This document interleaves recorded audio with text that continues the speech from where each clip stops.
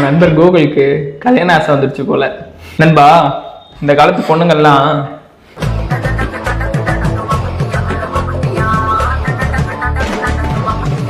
Dance, DJ, special entry, stage டெக்கார்னு ஒரு bucket லிஸ்டே வச்சிருக்காங்க. நம்ம சொந்தக்காரங்க வந்து சாப்பிட்டு అబ్బా ఇదండి అసలు టేస్ట్ అంటే